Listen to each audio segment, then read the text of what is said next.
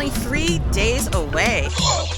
Great Scott! Today we're at Universal Studios Hollywood checking out all of the progress on the FanFest nights, activations that have gone up, along with the different food offerings, the overlays, merch, and more. And of course, we're going to take a quick sneak peek at the Fast and Furious Hollywood Drift Coaster. I'm tired of this, Grandpa. That's too damn bad! You keep digging! And as always, we're not going to waste any time. Let's roll. They just now unrolled the purple carpet for FanFest nights, looking so good. The light posts look fantastic. We also have the new flowers set up, all with the FanFest theme coloring of the purple, the pink, and the white. Looks so nice coming down this way. Really excited to see when this opens up on Friday. And once we have the lighting and all of the effects going on Friday night, I know it's going to look fantastic. But for now, just having all of this here makes it really exciting. Now we're making our way into the Universal Studios store.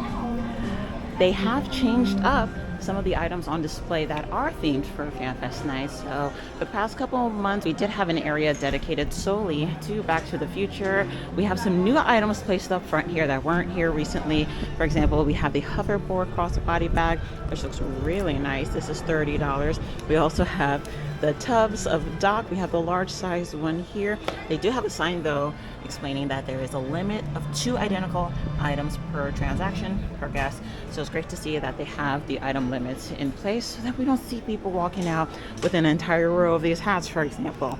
If you're a fan of Back to the Future Part 2, you'll know this hat. This looks great. $35, and it feels really nice. They also have some of the Yoshi merch for FanFest nights here in the front display as well. Super excited. They're dedicating a good portion of the night to Yoshi, as he needs to get a lot more love.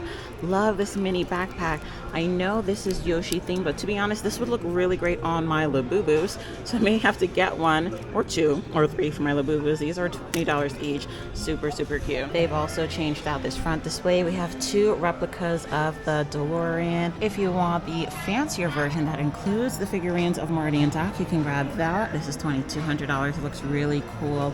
The figurines of Marty and Doc look really great.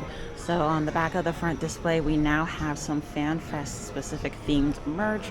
So everything from lanyards, lanyard pouches, and these ginormous tumblers. I don't know if you could, this barely fits within the screen on my camera. This thing is huge. It doesn't say how many ounces it is, but it is $30. This thing is absolutely massive, but they have these.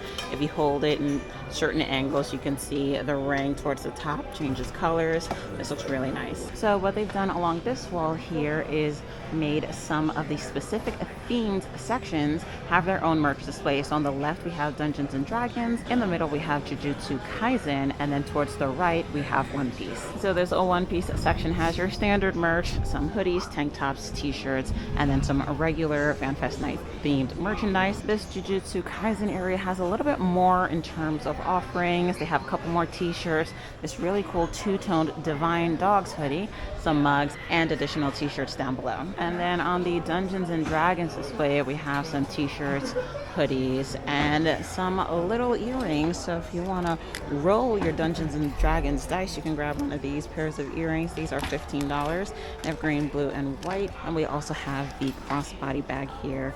This one is going for $60. And then right across from the other entrance to the store, we have the Star Trek dedicated section. Lots of merch on this display. We have cups, tumblers, furry keychains, lollipops, t-shirts, of course, sweaters, and hoodies. So compared to last week, Universal Plaza hasn't changed too much. We do have the pennants or banners up now on the lighting post, and it looks like there are a couple of items here in this designated garden area. So it is coming along, but I'm sure in the coming days, as we get closer to Friday, we'll see a lot more stuff pick up and be brought here into the plaza. And just weaved our way down New York Street, looking at the progress of the structure. Not too much has changed since last week. So we're gonna make our way down the Starway to the first landing per usual to see the progress from the other side. So taking a look at the coaster from this side here, they've cleared away a lot out of this area in terms of landscaping. Not as much random bits and bobs and things kind of strewn around. They really made everything look neat and put together and well organized. And again, just looks really cleaned up and put together. Same thing goes for this side over here. A lot more items look like they've been cleaned up, moved around, stacked, put to the side, but overall coming together very well. The retaining walls look like they've made a lot of progress compared to last week.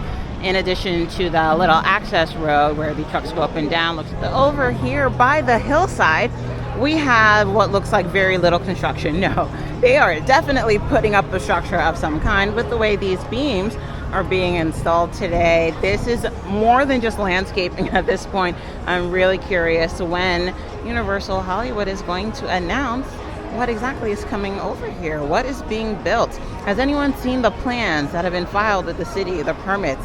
Can figure it out and let us know. Let us know in the comments below what you think is making its way to the hillside. Again, I've mentioned it in previous videos, but team members here have stated this is allegedly the site of the new studio tour boarding area. But again, it's all speculation without official word from Universal Studios. Now, we also know that they have some Yoshi-specific activations coming to Super Nintendo World for FanFest Nights. So we're going to head inside the 1-Up Factory to take a look and see if they have any new merch that has popped up. And so right up front and center, they do have an area dedicated to our guy, Yoshi.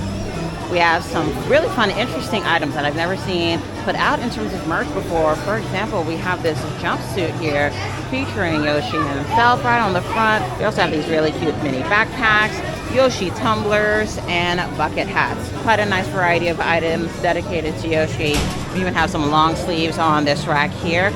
These are going for $45. We got Yoshi on the front and a great panel on the back with Super Nintendo World on the bottom. Now, this item I've seen in the promos for Universal FanFest Nights. This bomber jacket looks really, really nice. The material feels really good. It has the patches on the front for Yoshi. And then on the back, we have Yoshi towards the bottom of the bomber jacket. These jackets are going for $90. I'm really happy to see Yoshi getting some love down in Super Nintendo World. He was one of my favorite characters to play ever since I was younger.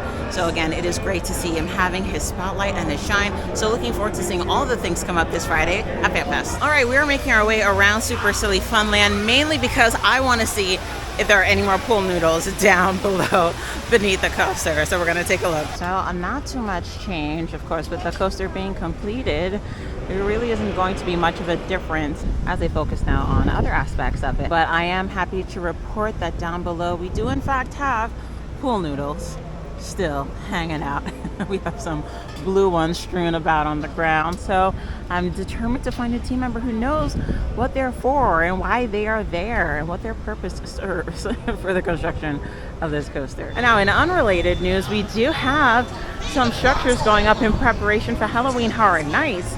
So Universal Hollywood is working all the angles at this time between the construction of the coaster, FanFest Nights this weekend, and Halloween Horror Nights things going up. They are hard at work and super busy.